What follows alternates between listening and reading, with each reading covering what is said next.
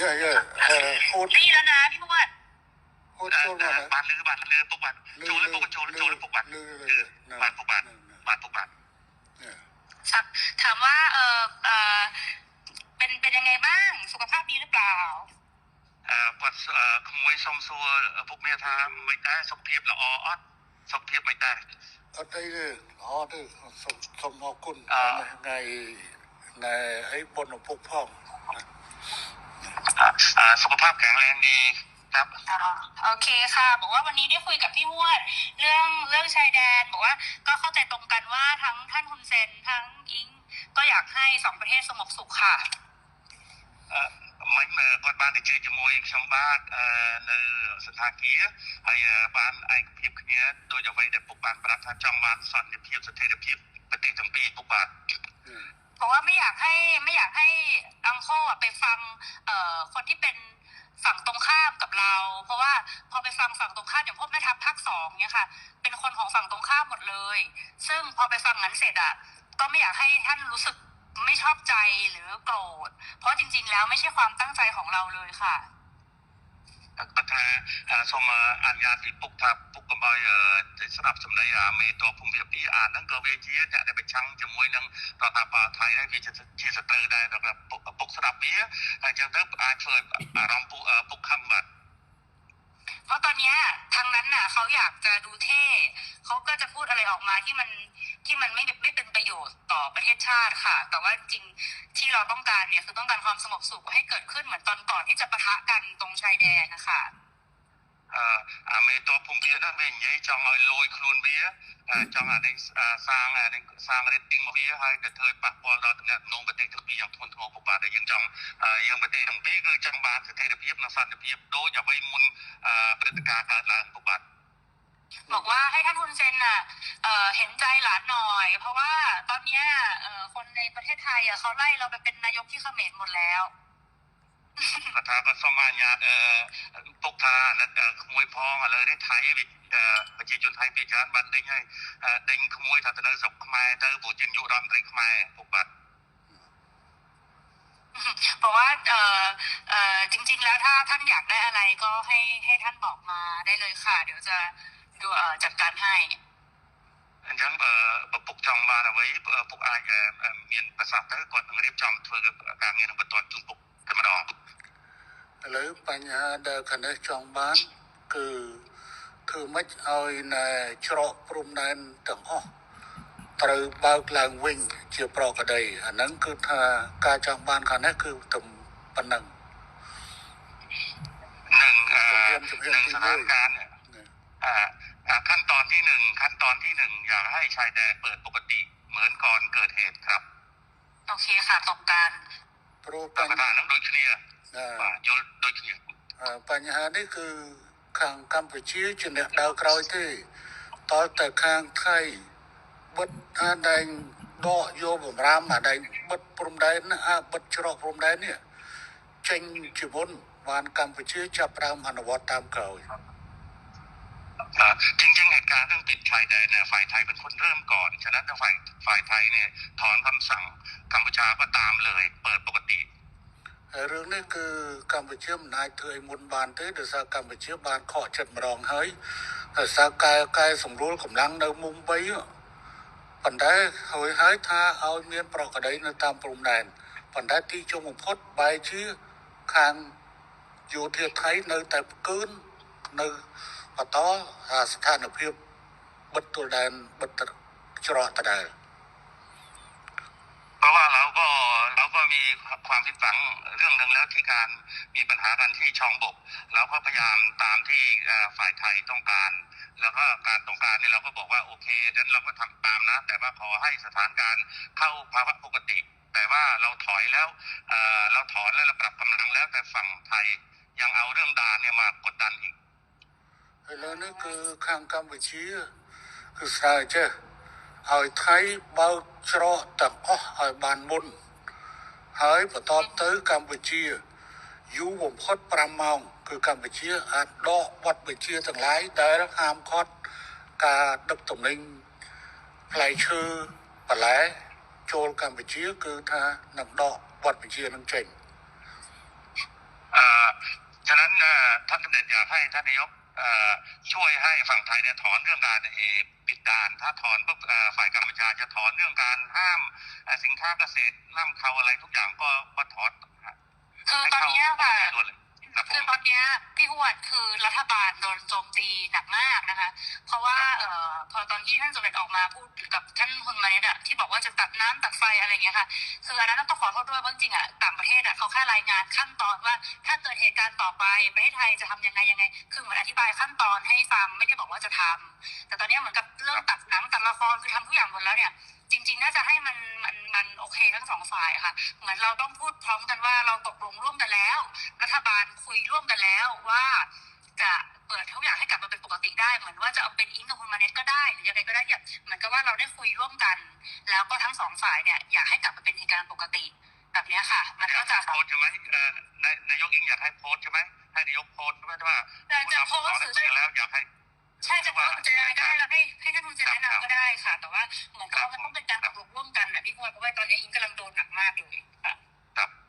ก็ถ้าอะไรนั่นสถานการณ์ไทยนั่นคือไฟทางประเทศไทยขนมจำนวนมวยก็ส่งมาไปโจปีปุกได้แต่เนี่ยน้องเปียกสงการบอตี้เนี่ยยืนสักกัดเรื่องอินเทอร์เน็ตเนาะนั่นคือทางอยู่ที่กิมีนักแต่บริหารการเชียนเราเป็นปัญหาจำนวนมวยจำนวนปีจำนวนใบดังนั้นแต่ยัยถ้าเธอปากว่าแล้วก็กดสมตุพ่อมาหรือน้องอาเมียนในขนมกำนัดแต่เธอเบียบนังเตะประเด็นเลยที่กดทักกดสมบอกปุ๊บฐานะกดพ่อแล้วนั่นน้องบันทึกไว้กดเหมือนเดิมกดจังเอาปุ๊บหรือก็ปุ๊บนายนอมสำนักที่ประเดี๋ยวโดยจะกดฐานแล้วไม่นอนตัวปีบ้านใหญ่เนี่ยให้จะจังเอาเธอสมรู้สปีก้าเอาบ้านมุ่นแต่มีปฏิการเนาะเอาประกอบใดลงไว้ในใบใบซอกปฏิทั้งปีปุกบาทปันได้ข้างในจองบานนะจงปันได้ข้างโน้หัดผมทื่อข้างโน้เนี่ยข้างในมันเหมือนเนี่ยบัดตัวแดนที่ข้างไทยเนี่ยบัดตัวแดนให้บ้านข้างโน้มันเปิดปักให้บ้านข้างโน้มันเปิดปักให้พัดจำไปทรงชมที่อันนั้นการนาตการโน้สมรู้คือข้างนายกรัฐมนตรีคนมันนั้นคือนั่งสมรู้ตามเขาบาทถูกไหมจริงๆเนี่ยท่านเนี่ยเป็นคนที่อยากได้เรื่องเสถียรภาพมากท่านนายกแต่ว่าทหารเนี่ยมันมาปิดด่านก่อนอะไรก่อนมันเริ่มต้นก่อนกดดันก่อนฉะนั้นต้องเปลี่ยนทหารพร้อมไหมในการเปิดด่านพร้อมค่ะทั้งนี้ตามหมดทั้งนี้ตามทั้งนี้ตามหมดฮะทั้งนี้ตามหมดเลยท่านคือเราเปิดให้อยู่แล้วพี่พวนแต่มันต้องเป็นการบอกว่าเราตกลงร่วมกันว่าเราเปิดไงพี่เพราะถ้าไม่อย่างนั้นของอิงอ๋อยอมหมดไงอิงก็คือจะโดนว่าคือเพราะตอนนี้มันเลยมาถึงเรื่องก่อนด่าแล้วว่าปัตส่งปุ่มมวยจ้ะภาษาแต่ภาษาการในไทยเปิดไอ้เจ้าอัดยืนทางการจริงเนี้ยในทางสังคมไทยทั้งเรียกันเอาไว้ในทางใส่กระโปรงเข้ามาโดยไว้กับพีเจก็ไงก็จับตรงนี้ถ้าแล้วเมย์ทั้งจับเราอยู่ที่ให้ยิงให้เปิดให้คงรู้ได้ปุ๊บเบย์จำเราเมื่อรำแต่การพีเจภาษาปุ๊บไอ้เรียบมวยอิงกดทางกดจงตัวดำที่ท่าที่เจหาจึงปุ๊บแต่เจติดเต๋อหายปรากฏได้ไปได้เราไว้แต่ดำพุ่มทับติดทิ้งอัดเตอข้างในอัดจอจ่าเตอข้างนอกเนี่ยเติมข้างนอกเนี่ยประกาศไปนะฮะให้มาให้จังมุกลูกมดล้วนให้ทำไปแต่ละข้างในอัดบานนี่อัดจอจ่าเนี่ยเรื่องนึงคือข้างนอกตรึกคือมันตำรองคือข้างในอัดจอจ่าตีมันข้างในสัญญาท่าข้างนอกอ่านวัดวัดไปเชียขนมกาบัดตัวแดนให้คือข้างในยังยู่ประมาณกลอยขยมถึงนี่กัดกวาลขยมกวาดเจ้านะมาถูกไหมอย่างนี้นายกท่านยกอิงว่าท่านเนี่ยไม่อยากมีว่าการเจรจาเรื่องปิดด่านเพราะว่าไอ้ปิดด่านเพราะว่าทหารมันเริ่มก่อนทางที่มาหลอกเราให้เราเนี่ยปรับกำลังแล้วบอกว่าสถานการณ์ต้องเข้าปกติปุ๊บตอนที่ปรับกำลังนี่ช่องบกเนี่ยคุยกันเรียบร้อยบอกว่าถ้าปรับตรงนี้เสร็จเรียบร้อยนะทุกอย่างจบทหารครับจบครับแต่ไม่จบเนี่ยปิดด่านก่อนอันนี้เหมือนตกหน้าอันนี้ขอให้ท่านนายกพิจารณาด้วยเรื่องเนี้ยขยมยุลขยมมันนัดปัญหาขยมมันอาจยกพอประโยชน์เชียร์บอกขยมต้องดูจมูกนังการอบานเคลียบานที่โปรนี่คือเชื่อมกงอดบอกประเทศกัมพูชีเรื่องไซด์เถอเอาประเทศกัมพูชีตั้งจอจ้าแต่ไม่บางชะพวกลุนให้เนี่ยบัดลุนให้เถอลุนให้เถอเพราะว่าท่านเนี่ยเป็นลูกผู้ชายท่านคำไหนคำนั้นอ่ะ ทางกัมพูชาเนี่ยเราก็โดนหนักเหมือนกันเราก็มีมวลชนเราก็โดนหนักเหมือนกันฉะนั้นถ้าฝ่ายไทยเนี่ยเริ่มแล้วไม่เกิน5 ชั่วโมงท่านี้ทุกอย่างก็เข้าปกติเลยเข้าปกติហើយពូសុំប្រាប់ទៅក្មួយឲ្យបានច្បាស់ខាងនេះត្រៀមមកជំហានទៀតស្អែកហ្នឹងបើសិនជាមិនអាចនេះបានទេស្អែកហ្នឹងគឺថាកម្ពុជានឹងដាក់មកជំហានទៀតគឺថាបិទការនាំផ្លែឈើនិងបន្លែតាមព្រំដែនកម្ពុជាថៃទាំងអស់កំពុងត្រៀមអនុវត្តនៅស្អែកหลานที่รักเนี่ยอาบอกได้เลยถ้าเราไม่มีคำสัญญาเรื่องว่าเรื่องปรับกำลังแล้วทุกอย่างปกติแต่ว่าทหารไทยไม่ยอมเปิดด่านพวกนี้ทั้งนี้ก็มีการห้ามเรื่องการส่งออกเกษตรทั่วชายแดนเลยเพื่อกดดันทหารព្រោះខាងនេះបានត្រៀមហើយព្រោះខាងនេះបានត្រៀមហើយព្រោះនេះឯងបកហេតុមុនហើយបកហេតុមុនមកវល់គេចរចាឥឡូវសួរថាណាបិទអីណែបិទអីណែច្រកគុំដែនគឺទៅយោធាថៃបើអញ្ចឹងមានតែយោធាថៃធ្វើខ្លួនឯងតែប៉ុណ្ណោះមិនអាចហៅទៅកម្ពុជាទៅចរចាទេកម្ពុជាមិនចរចាដាច់ខាតสถานการณ์เนี่ยเหมือนที่รายงานให้ท่านนายกทราบว่าไอ้ตอนปรับกำลังที่ช่องบกเนี่ยก็ตกลงกันแล้วว่าจะจบกันแต่ว่าอยู่ดีๆทหารไทยมาปิดด่านฉะนั้นให้กัมพูชาไปเจรจาเปิดด่านดูแล้วไม่สวยไม่สมควรอย่างยิ่งต้องทหารไทยเริ่มก่อนถ้าเริ่มแล้วตรงนี้ก็ตามหลังไม่เกิน5 ชั่วโมงทุกอย่างปกติท่านลูกผู้ชายท่านจะเป็นลูกเดี๋ยวจะลองคุยกับทางกลาโหมดูค่ะแต่ว่าจริงๆแล้วเนี่ยตอนที่คุยพี่ว่าลองพูดด้วยละกันว่าจริงๆแล้วถ้าท่านฮุนเซนอยากได้อะไรให้บอกจะได้คุยกันได้ตกลงกันได้ค่ะเพราะว่าบางทีที่ท่านโพสต์ Facebook ออกมาคืออิงตอนนี้ก็คือรัฐบาลสั่นคลอนที่สุดแล้วค่ะตั้งแต่อิงเป็นนายกมาก็คือเรื่องกัมพูชานี่แหละซึ่งอิงไม่ออกมาตอบโต้อะไรทั้งสิ้นเพราะอิงก็รักแล้วก็เคารพท่านเพราะฉะนั้นเนี่ยจริงๆแล้วถ้าจะเอาอะไรจริงๆให้บอกอิงได้เลยยกหูบอกก็ได้ไม่อันไหนไม่เป็นข่าวก็คือไม่เป็นข่าวอันนั้นที่หลุดไปมันหลุดเพราะสื่อเพราะไม่ได้คุยกับอิงแค่2 คนมันคุยกันเป็นกลุ่มนะพี่มันเลยหลุดนะแต่ถ้ามันคุยกับอิง2 คนมันไม่มีหลุดอยู่แล้วทีนี้เนี่ยก็ไม่อยากให้แบบมันเกิดเรื่องแบบนี้แต่นี่อิงจะไปคุยกับลาโหมเนาะเพราะว่าอิงรู้ว่าถ้าสมมติว่าเขาพูดว่าของไทยปิดก่อนอะไรเงี้ยเดี๋ยวก็จะไปคุยกับลาโหมว่ายังไงแต่ถ้ามันเวิร์กไงก็เดี๋ยวจะส่งบอกพี่ฮวดว่ามันเรียบร้อยไหมนะคะเพราะจริงๆเนี่ยคนมันไม่หวังดีกับเราทั้งคู่มันก็ดูแบบเหมือนเรากับเขาก็คือทะเลาะกันเองทำให้แบบเหมือนจริงๆแล้วต้องให้คนรุ่นใหม่มันต้องไม่มีสงครามพี่คนรุ่นใหม่มีสงครามไปมันก็เสียครับทั้งนี้เนี่ยลูกทั้งหมดมาเนี่ยด้วยก็เป็นคนรุ่นใหม่เนาะครับពុកគាត់ថាទីមួយពុកចង់បានអីពុកអាចមេសេចទៅអ៊ីងបានអ៊ីងនឹងធ្វើឲ្យពុកអ្វីដែលពេលទៅពុកផុស Facebook ដល់ទៅអាពួកដែលវាប្រឆាំងវាចង់ឲ្យពុកហើយនឹងគាត់ជាសាច់ចំណុចចម្ដែងគាត់មានដំណងគ្នាហ្នឹងវាខូចយកតាមចំណុចវាធ្វើឲ្យសង្គមថៃហ្នឹងវាយគាត់ថាទីមួយវាចង់ឲ្យគាត់នឹងចេញមកឆ្លើយឆ្លងតែគាត់អត់ទេដោយសារគាត់គោរពជាពុកមាគាត់អត់ទេគាត់សុខចិត្ត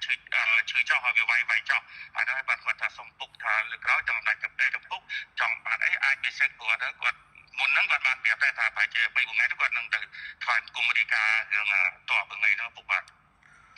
ចារឿងហ្នឹងគឺកម្ពុជាវាតាក់ទងជាមួយនឹងការបញ្ជូលពលរដ្ឋរបស់ខ្លួនដូច្នេះគឺកម្ពុជាត្រូវតែហើយនឹងបញ្យល់ទៅដល់រដ្ឋដទៃទៀតដូច្នេះកម្ពុជាគឺមានតម្រូវការក្នុងការនិយាយទៅកាន់ប្រជាជនអញ្ចឹងវិធីដែលល្អជាងគេមានទៅប្រើ Facebook ហើយនឹង Telegram នៅនេះដើម្បីបញ្យល់ក្នុងការផុសចេញតែរឿងហ្នឹងគឺថាវាយើងខ្ញុំអាចកាត់បន្ថយបើសិនជាអាចតែសភាពការឲ្យតែខាងនោះរឿងវានៅចាល់នឹងរឿងបិទច្រកនឹងតែប៉ុណ្្នឹងឯងបើថាបិទច្រកបន្តគឺថាខាងនេះនៅតែបន្តវាយអាហ្នឹងបាទท่านนายกท่านบอกว่าเรื่องการโพสต์เนี่ยท่านก็แค่ชี้แจงให้มวลชนที่นี่ทราบเท่านั้นเองไม่ได้ไปกระทบกับไทยอะไรมากแต่ว่าตอนนี้ก็ไม่เป็นไรถ้าหากว่าท่านนายกแก้เรื่องเปิดด่านให้ปกติเนี่ยท่านตกลงท่านไม่มีอะไรอีกแล้วก็จบได้ค่ะเดี๋ยวเราไปคุยกับลาโหมดูแล้วก็ขอคอนเฟิร์มกลับมาเพราะเดี๋ยวจะคุยกับกองทัพก่อนแต่เราก็เดี๋ยวสั่งไปเลยค่ะพี่ แต่ว่าอีกรอให้มัน100%แล้วค่อยแจ้งท่านกลับมาดีกว่าเพราะไม่อยากจะยังไม่100แล้วบอกท่านก่อนแต่ว่าจริงๆก็จัดการได้ค่ะพี่ครับผมครับចឹងពុកបថាឥឡូវក៏សុំនឹងនិយាយមួយការវិជានឹងទៅហ៊ានសិនហើយបានដល់100%បានគាត់នឹងជូនដំណឹងទៅពុកបាទប៉ុន្តែការងារនឹងព្រាមរឿងបញ្ហាច្រកពុកបាទបាទពុកท่านนายกมีอะไรไหมไม่มีแล้วค่ะพี่ก็ประมาณนี้เนาะพี่ว่าเราจะมีอะไรบ้างประเด็นไม่มีอะไรครับจังหวัดอะไรខ្ញុំចេះមុននឹងនេះគឺខ្ញុំសូមបញ្ជាក់ថាខាងនេះត្រូវការតែមួយទេត្រូវការតែខាងនោះគឺផ្លោះបញ្ជាក្នុងការច្រកព្រំដែនទាំងអស់ឲ្យទៅប្រកបភាពវិញបន្តទៅខាងនេះនឹងបន្តធ្វើតាមក្រោយហើយរឿងនេះអត់ត្រូវមកចរចារវាងកម្ពុជានិងថៃទេដោយថាថៃអ្នកបិទដូច្នេះថៃអ្នកបើកខ្លួនឯងហើយកម្ពុជាត្រូវតែសម្រួលទៅតាមក្រោយគឺកម្ពុជានឹងធ្វើគ្រប់ពុកបាទ